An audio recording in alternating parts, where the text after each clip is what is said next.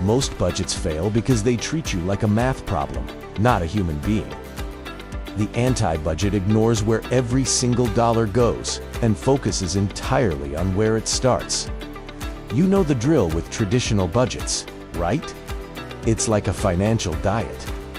You track every single expense, get overwhelmed by a million categories, and then feel guilty when you inevitably overspend on coffee.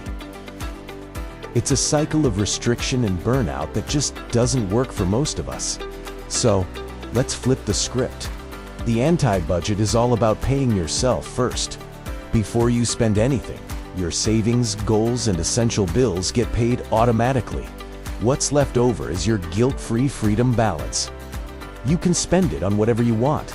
No questions asked, no tracking required.